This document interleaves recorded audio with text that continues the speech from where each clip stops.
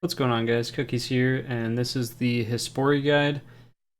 So this is a farming demi-boss located inside of the farming guild that you can kill for a potential chance at the bottomless bucket, which is a 1 in 25 chance, as well as the farming pet, which is at a okay drop rate for this boss, but it's pretty unlikely. But it's still nice to have a chance.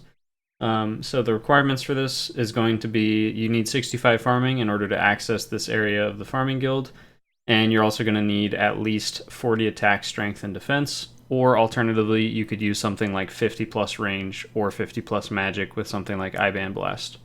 But it's definitely recommended to use melee. And then the recommended stats, I'm definitely going to recommend 60 plus in your stats. I started doing this when I was a little over 60 in all my melee stats, and it was still, it's not necessarily hard, but you just burn through a lot of supplies for very little reward if you don't happen to get the bottomless bucket. Because the only other thing the boss really drops is just kind of random seeds that could be, ranging from okay to good. And then also for recommended, I would get Fairy Tale Part 1 completed so that you have access to fairy rings, or have the Arceus spellbook unlocked with 60% Arceus favor in Current, and have level 23 magic in order to use the Battlefront teleport. So the easiest ways to get here without having a Dragonstone necklace is going to be the Fairy Ring CIR, which teleports you right here north of the Farming Guild, or the Battlefront teleport, which takes you right over here, and then you can just walk over.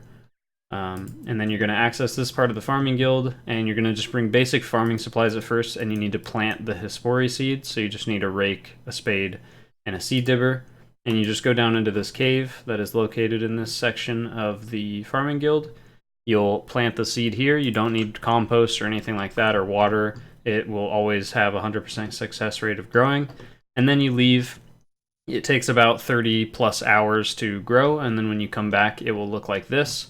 And this will be the equipment you want to bring. Generally, you're just going to go for a kind of magic resistance plus prayer bonus set of gear if you're using melee. So that would include things like Dragonhide armor, and Proselyte is really good, or like you could even bring just monk robes, anything that gives you prayer bonus or magic defense bonus.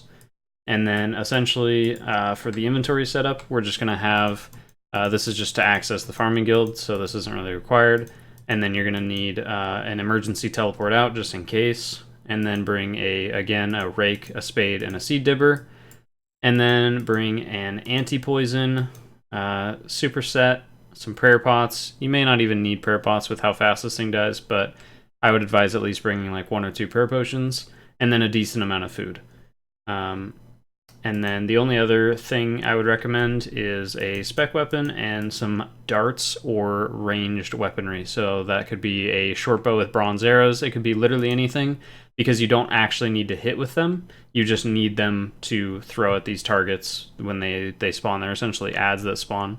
And so yeah, we'll jump right into the fight and explain everything else. So once the boss is ready and fully grown, you just walk up and hit harvest. It'll give you a little message in your chat box saying, "Are you sure you'd like to do this?"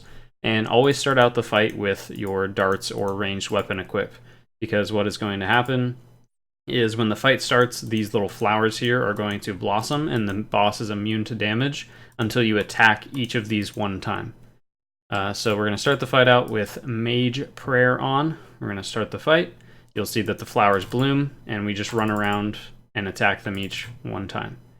Just like that, they insta-die no matter what. Now we're going to drink our anti-poison, drink our superset. We could have done that before the fight started, but that's okay. And then we're just going to use our spec weapon on the boss. And all we're really doing is just keeping Mage Prayer on and eating if we get low or anything like that.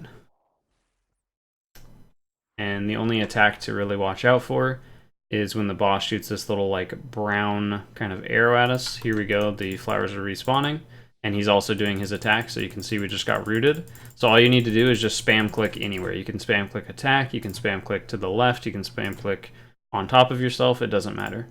And then we're killing those flowers, and now we're back on the boss. Again, watching our HP. And this is where we just stand here. We don't have to really worry about anything. That attack can hit pretty hard, so make sure you're nice and healthy.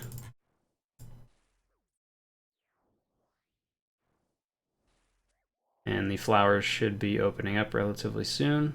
And there they are. So we switch back to our ranged weapon, and we're going to attack each of these.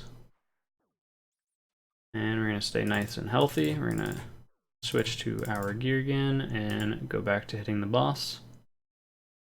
We can go to spec one time.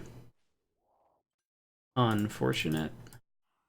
Okay, we're getting rooted again, so we just spam click this off. Go, eat some more food. And you can see, I mean, this boss does hit for a decent amount. I am playing a little like aggressively in terms of not eating my food and stuff like that. So you can definitely take your time with this boss, but do be aware that it does hit pretty hard, so definitely focus on bringing more food if you are lower combat levels and stuff like that. And there we go, the boss is now dead. And now we just use our spade to harvest whatever we got. And we got some seeds, some white lily seeds, and nothing too fancy. And now we just plant our new Hespori seed. And Hespori seeds can be gathered from just any farming activity you have a chance to get them. So they should accumulate over time if you're doing a decent amount of farming. And that is Hespori, so not much else to go over. Good luck with getting your bottomless compost bucket, because it is amazing. And I will see you guys in the next video. Bye.